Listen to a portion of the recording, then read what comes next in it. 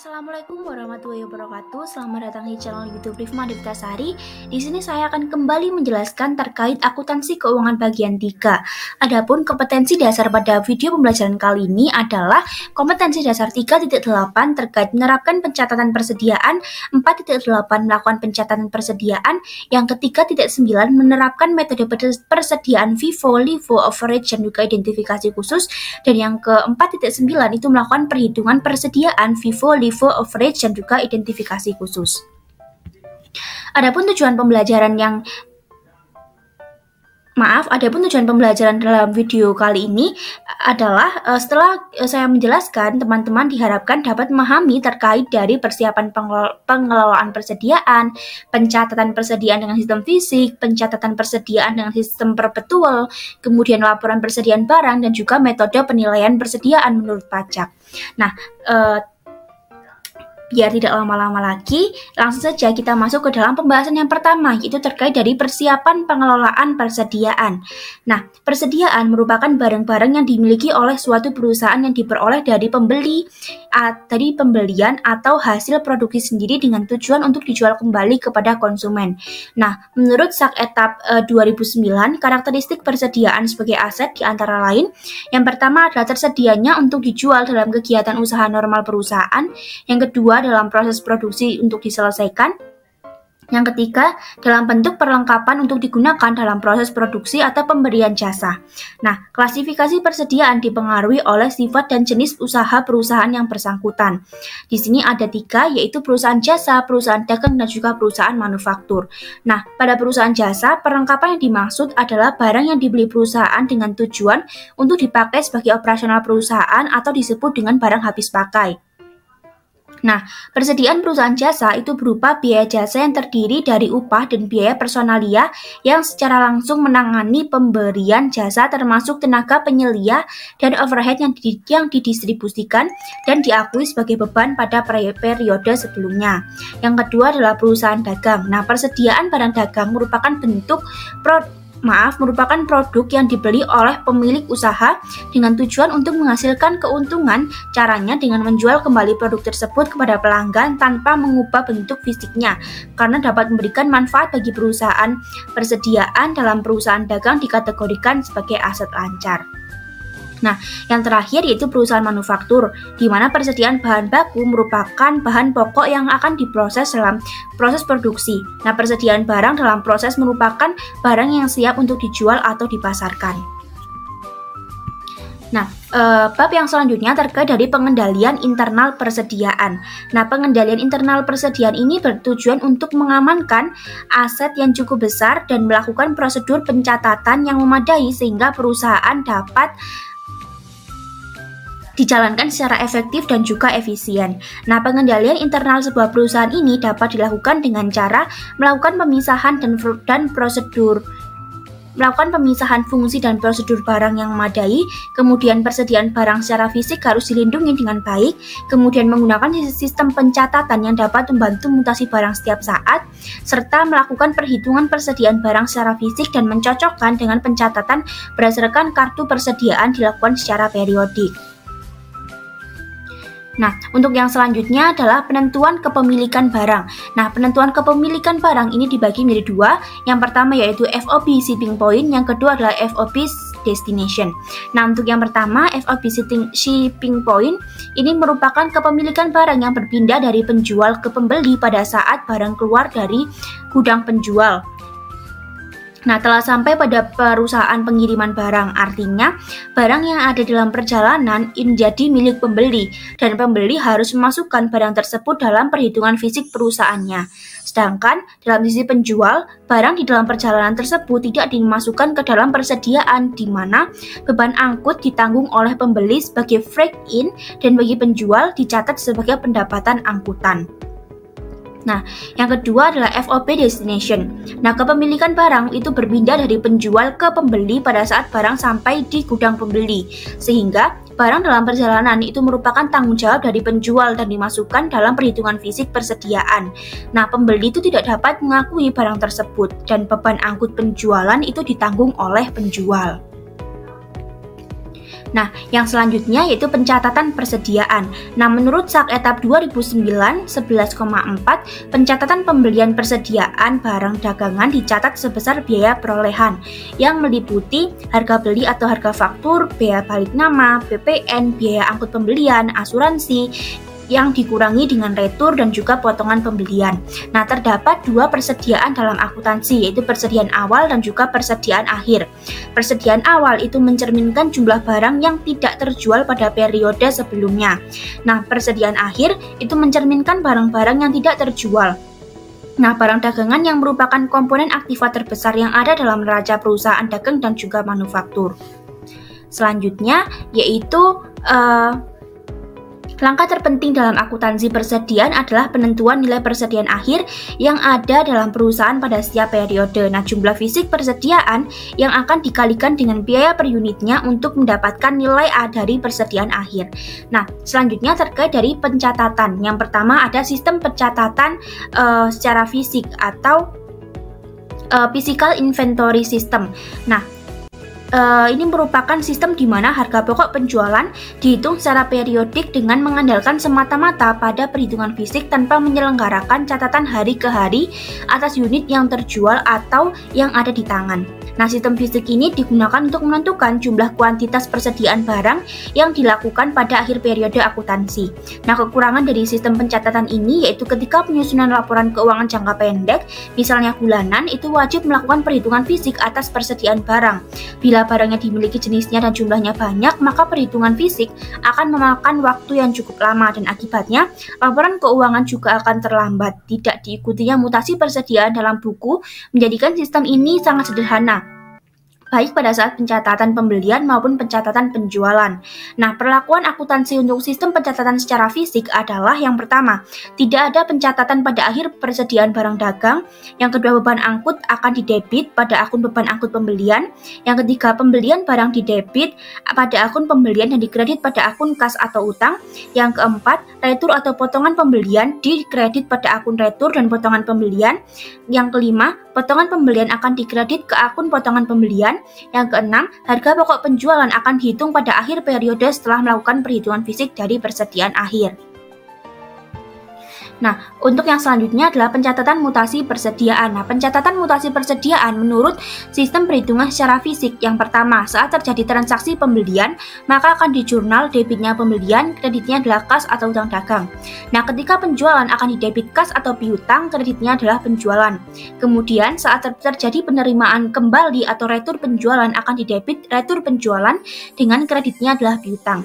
Kemudian yang keempat, saat pengiriman kembali atau retur pembelian akan didebit utang dagang, kemudian dikreditnya retur pembelian.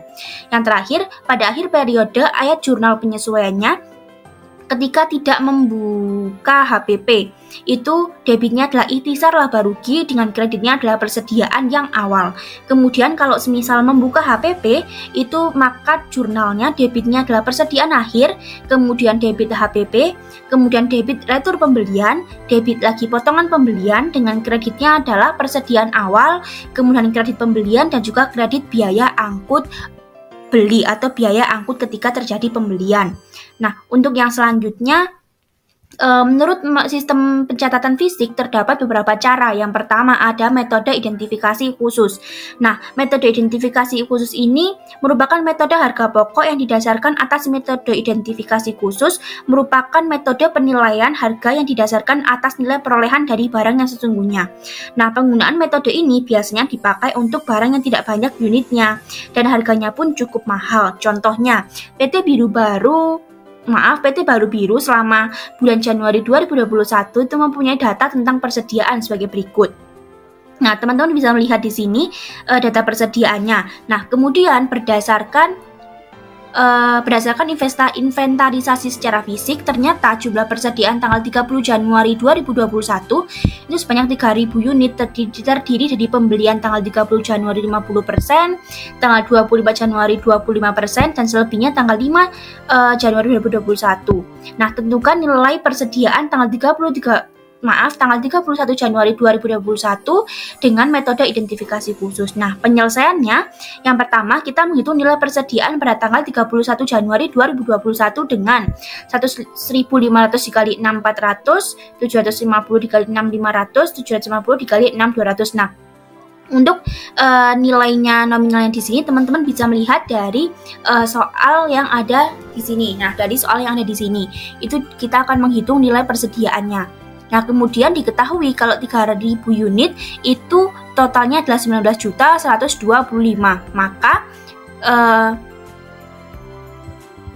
Maka itu merupakan hasil akhir atau hasil akhir dengan menggunakan metode identifikasi khusus diketahui jika sebanyak 3.000 unit maka nilai besaran nominalnya adalah 19.125. Nah, untuk yang selanjutnya, metode selanjutnya adalah metode masuk pertama, keluar pertama atau sering disebut dengan metode first in, first out atau FIFO. Nah, metode FIFO ini merupakan metode penilaian persediaan yang menganggap barang yang pertama kali masuk diasumsikan keluar pertama kali pula. Nah, pada umumnya perusahaan menggunakan metode ini sebab metode ini perhitungannya sangat sederhana, baik sistem fisik maupun perpetual akan menghasilkan penilaian persediaan yang sama. Nah, cara menghitungnya di sini persediaan awal, kemudian ditambah dengan pembelian, kemudian menghasilkan tersediaan untuk dijual, kemudian dikurangi dengan penjualan, maka akan menghasilkan persediaan akhir. Nah, pada sistem ini apabila transaksi penjualan, maka akan dijurnal 2 kali. Pertama, mencatat harga pokok penjualan dan yang kedua, mencatat harga pokok barang yang dijual. Seperti berikut ini, kita akan mendebit kas atau piutang dagang dengan kreditnya adalah penjualan, debit HPP, kemudian kreditnya adalah persediaan barang. Nah, untuk metode yang selanjutnya adalah metode masuk terakhir keluar pertama atau metode last in first out. Nah, metode LIFO ini merupakan metode penilaian persediaan yang terakhir kali masuk diasumsikan akan dijual pertama kali. Nah, metode LIFO secara sistem fisik ditentukan dengan cara saldo fisik yang ada dikalikan dengan harga pokok per unit barang yang masuk pada awal periode. Bila saldo fisik ternyata lebih besar dari barang yang masuk pada awal periode, maka diambilkan dari harga pokok per unit yang masuk berikutnya. Nah, untuk yang selanjutnya adalah metode rata-rata.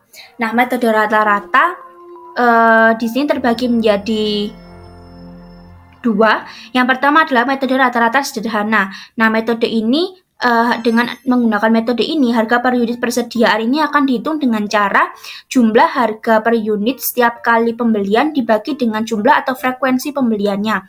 Di sini dihitungnya biaya per unit ini merupakan total harga per unit pembelian frekuensi pembelian. Nilai akhir persediaan itu merupakan persediaan akhir dikali dengan biaya per unit harga dan juga pokok penjualannya ini diambil dari unit yang dikeluarkan dikali dengan biaya per unit. Kemudian untuk yang kedua adalah rata-rata tertimbang. Nah, rata-rata tertimbang ini dihitung dengan cara jumlah total nilai pembelian dibagi dengan total unit yang dibeli. Nah, biaya per unit ini diartikan sebagai jumlah harga per unit dikali dengan banyaknya unit. Kemudian banyaknya unitnya itu dihitung dengan nilai persediaan akhir, dihitung dengan persediaan akhir dikali dengan biaya per unit. Kemudian harga pokok penjualan itu dihitung dengan unit yang dikeluarkan dikali dengan biaya per unit. Nah, untuk contoh soalnya teman-teman bisa lihat pada modul yang sudah ada pada website saya, dan untuk link websitenya nanti saya akan cantumkan pada deskripsi box. Nah, kita akan menuju ke pembahasan yang selanjutnya. Nah, pembahasan yang selanjutnya terkait dari sistem pencatatan perpetual. Nah, sistem pencatatan perpetual adalah suatu sistem yang menyelenggarakan pencatatan secara terus-menerus yang menelusuri persediaan dan harga pokok penjualan atas dasar harian. Dalam metode perpetual, setiap jenis persediaan dibuatkan rekening sendiri-sendiri yang merupakan buku pembantu persediaan dan kartu persediaan. Nah, rincian dalam buku pembantu bisa diawasi dari rekening kontrol persediaan dalam buku besar. Nah, rekening yang digunakan untuk mencatat persediaan ini terdiri dari beberapa kolom yang dapat dipakai untuk mencatat persediaan penjualan, pembelian, dan saldo persediaan. Nah, setiap perubahan dalam persediaan diikuti dengan pencatatan dalam rekening persediaan, sehingga jumlah persediaan sewaktu-waktu dapat diketahui dengan melihat kolom saldo dan juga rekening persediaan. Nah, untuk yang selanjutnya ini terkait dari pencatatan mutasi persediaan menurut sistem pencatatan perpetual, di mana ketika terjadi pembelian, maka akan di jurnal debitnya adalah persediaan barang, kreditnya adalah kas atau utang dagang. Kemudian ketika penjualan akan didebit kas atau piutang dagang dengan kreditnya penjualan, didebit HPP, kreditnya adalah persediaan. Nah, ketika penerimaan kembali atau retur penjualan akan didebit retur penjualan, kemudian dikredit piutang dagang, dikredit persediaan, dan juga dikredit HPP. Nah, ketika saat pengiriman kembali akan atau retur pembelian itu akan di jurnal dengan mendebit utang dagang, kemudian mengkreditnya persediaan barang dagang. Nah, untuk yang selanjutnya adalah sistem perpetual ini terbagi menjadi beberapa metode, sama seperti dengan sistem pada fisik tadi. Yang pertama, di sini ada metode masuk pertama, keluar pertama atau first in, first out. Nah, dalam metode ini barang yang masuk atau dibeli itu dibeli lebih dahulu akan dikeluarkan terlebih dahulu, sehingga yang tersisa pada akhir periode adalah barang yang berasal dari pembelian atau produksi terakhir. Nah, metode ini kurang baik untuk menangani pengaruh inflasi karena peningkatan harga perolehan tidak diimbangi dengan pembebanan pada penjualan persediaan. Tetapi, metode ini memberikan informasi persediaan yang dapat dipercaya. Nah, untuk contohnya di sini adalah contoh kartu persediaan. Nah, nilai di mana besarannya nilai persediaan akhir di sini dihitung itu adalah besarannya 640.000. Karena kan kita ambil yang paling terakhir, di mana yang terakhir ini kan 400.000 dengan kosnya 550, 700 dengan kosnya 600. Maka nilai persediaan akhirnya berdasarkan sistem FIFO ini adalah 1.100 dengan nilai kosnya 640. Nah, untuk yang selanjutnya adalah metode masuk terakhir keluar pertama atau metode LIFO, last in first out. Nah, dalam metode ini barang yang masuk atau diproduksi paling akhir akan dikeluarkan paling awal, sehingga barang yang tersisa pada akhir periode adalah barang yang berasal dari pembelian atau produksi awal periode. Nah, selanjutnya di sini adalah perbedaan sistem pencatatan fisik dan juga sistem di sini contoh dari perhitungan metode LIFO, di mana dari kartu persediaan ini didapatkan nilai persediaan akhirnya itu sebesar 1.100, yaitu 1.100 dengan nilai kosnya itu 570. Nah, yang selanjutnya ini adalah perbedaan sistem pencatatan fisik dan juga sistem pencatatan perpetual. Nah, teman-teman bisa lihat pada tabel ini terkait dari perbedaan pencatatan pada saat menggunakan sistem fisik dan juga sistem perpetual bergantung pada transaksi yang terjadi. Untuk lebih lengkapnya, teman-teman juga bisa lihat pada modul yang nantinya akan saya letakkan pada deskripsi box. Nah, untuk yang selanjutnya, ini ada terkait dengan laporan persediaan. Nah, tadi kan kita sudah membahas terkait dengan kartu persediaan, kartu utang. Nah, ini merupakan contoh dari kartu persediaan di sistem pencatatan perpetual, di mana di sini tertera tanggal, uraian, masuk, keluar, dan juga saldo. Nah, untuk yang selanjutnya, ini adalah contoh contoh kartu persediaan sistem fisik. Nah, di mana kan kartu persediaan fisik dan juga perpetual ini sangat berbeda. Di mana kalau yang di perpetual ini isinya lebih banyak, di mana ada keterangan masuk, keterangan harga, satuan, jumlah, kemudian keluar, kemudian ada saldo. Nah, sedangkan dalam sistem pencatatan ketika menggunakan sistem fisik ini kartu persediaannya itu lebih simpel, di mana isinya hanya tanggal, uraian, masuk, keluar, dan juga saldo, tidak terperinci seperti yang ada pada sistem perpetual. Nah, untuk yang selanjutnya, ini merupakan contoh laporan persediaan barang. Nah, contoh laporan persediaan ini seperti ini contohnya. Di mana di sini memuat informasi terkait harga pokok persediaan awal, harga pokok pembelian, harga pokok retur pembelian sehingga menghasilkan jumlah.